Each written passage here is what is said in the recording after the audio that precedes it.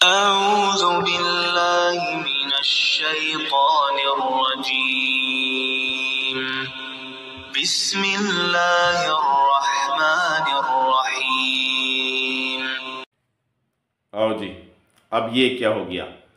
عبد القادر جیلانی، جس کو لوگ مدد کے لیے پکارتے رہتے ہیں، جس کی درگاہ پر جا کر منتیں مانتے ہیں کہ ہماری مرادیں پوری کر دو، ہم مشکل میں ہیں ہماری مشکل ٹال دو، ہم پریشانی میں ہیں ہماری پریشانی دور کر دو، اور وہ پیر صاحب اپنی درگاہ کو نہ بچا سکے۔ عبد القادر جیلانی، سری نگر میں ایک درگاہ ہے عبد القادر جیلانی نام کے ایک بزرگ کی، ایک پیر کی۔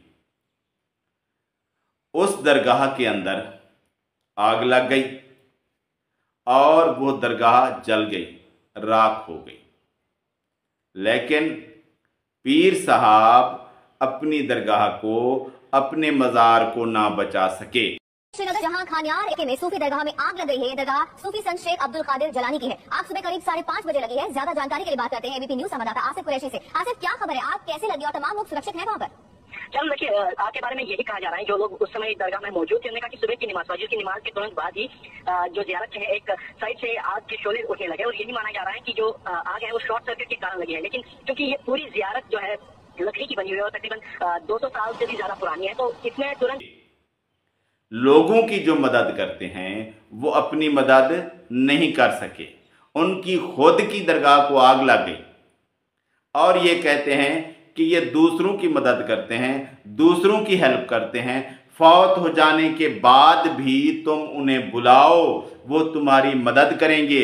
تم جا کر ان کی درگاہ پر، ان کے مزار پر منت مانو، تمہاری منت پوری ہوگی، تمہاری مرادیں پوری ہوں گی، تمہاری مشکل کشائی کریں گے، لیکن اپنی نہیں کریں گے۔ ارے اللہ کے بندو، یہ شرک ہے۔ اللہ کو چھوڑ کر کسی اور کے در پر جھکنا، کسی اور سے مانگنا، یہ اللہ تعالیٰ کو قطعاً قبول نہیں ہے۔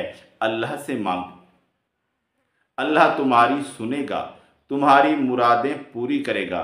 یہ جو لوگ خود کو نہیں بچا سکتے وہ تمہیں کیا بچائیں گے؟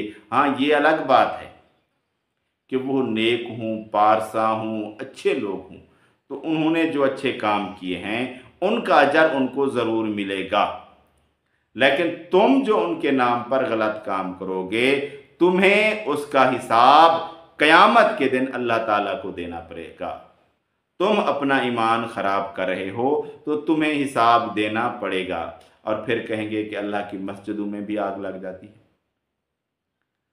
اللہ کی مسجدوں میں آگ لگ جاتی ہے۔ مسجدیں اللہ کی ہیں۔ انسان کس نے بنائے ہیں؟ اللہ نے بنائے ہیں۔ جانور کس نے بنائے ہیں؟ اللہ نے بنائے ہیں۔ تو ان سب پر مصیبتیں آتی ہیں، تو پھر آپ یہ بھی کہیں کہ یہ اللہ کے بنائے ہوئے انسانوں پر مصیبت آ گئی، اللہ کا بنایا ہوا انسان اس کو آگ لگ گئی، اللہ کا بنایا ہوا انسان وہ ڈوب گیا۔ صرف مسجد کیوں کہتے ہیں؟ انسان بھی اللہ نے بنائے ہیں، جانور بھی اللہ نے بنائے ہیں، نباتات بھی اللہ نے بنائے ہیں۔ ادھر جنگلوں میں آگ لگ جاتی ہے، پھر یہ بھی اعتراض اٹھائیں کہ ان کو کیوں آگ لگ گئی، انسان کیوں مر رہے ہیں، انسان کو گولی کیوں لگ گئی، اللہ نے کیوں نہیں بچایا؟ اللہ یہ نظام چلا رہا ہے، یہ اللہ کی بنائی ہوئی تخلیق کی ہوئی چیزیں ہیں، اور یہ مسجد تو اللہ نے بنائی بھی نہیں ہے۔ اللہ تبارک و تعالیٰ کے تقرب کے لیے لوگوں نے جگہ بنائی ہے کہ یہاں اللہ کی عبادت کریں گے، اسے مسجد کہتے ہیں۔ یہ چیزیں اللہ تعالیٰ نے نہ بنائی ہیں، نہ اللہ تعالیٰ ادھر رہ رہا ہے۔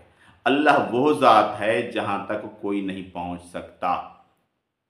اللہ تعالیٰ کو کوئی انسان، کوئی جن، کوئی فرشتہ، کوئی ذی روح، کوئی بھی نقصان نہیں پہنچا سکتا۔ اللہ تبارک و تعالیٰ ہر چیز سے ہٹ کر ایک الگ ہستی ہے۔ آپ کائنات کی کسی چیز کو یہ کہہ کر نہیں ثابت کر سکتے کہ یہ اللہ تعالیٰ کی چیز تھی، اسے پھر کیوں نقصان پہنچ گیا۔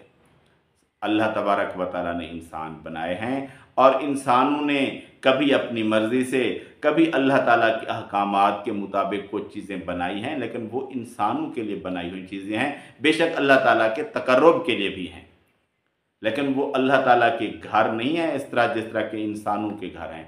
वो अल्लाह के तकर्रुब के लिए बनाए गए हैं, इसलिए उनको अल्लाह का घर भी कह लेते हैं। लेकिन ये नहीं है कि अल्लाह ताला यहाँ रह रहा है और अल्लाह ताला इनको बचाने आता, ये बात नहीं है। ये सारा कायनात का निज़ाम ऐसे ही चल रहा है। तो ये दरगाह वाले, क्योंकि आप कहते हैं कि उनकी ये चीज़ें वो यहाँ रह रहे हैं, वो लोगों की मदद करते हैं, तो उनको चाहिए फिर बचाएं।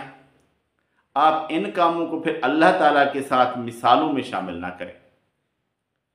अल्लाह ताला के साथ जो चीज़ें इसी तरह रब्त में हैं, उनको कोई नुकसान नहीं पहुंचा सकता।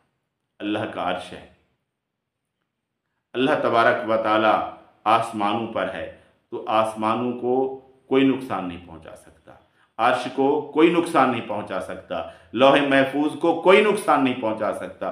वो अल्लाह तबारक व ताला ने मखसूस चीज़ें बनाई हैं। और ये दुनिया का जो बाकी निज़ाम अल्लाह ताला ने बनाया है, ये लोग आप अपनी मर्ज़ी से कोई चीज़ें ऊपर नीचे करते हैं तो अल्लाह तबारक व ताला, हाँ किसी चीज़ की अल्लाह तबारक व ताला की मर्ज़ी पड़ती है तो उसको बचा लेता है, वो अल्लाह की मर्ज़ी पर मुनहसर है। लेकिन ये नहीं कि जिस तरह ये लोगों की मिल्कियतें, बाकी चीज़ें हैं, दरगाहें हैं, मज़ारें हैं, अल्लाह तबारक व ताला इस तरह इनको बचाना है, ये नहीं होता।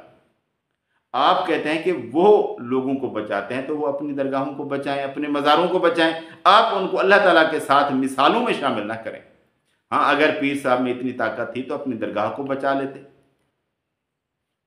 लेकिन नहीं थी ताकत।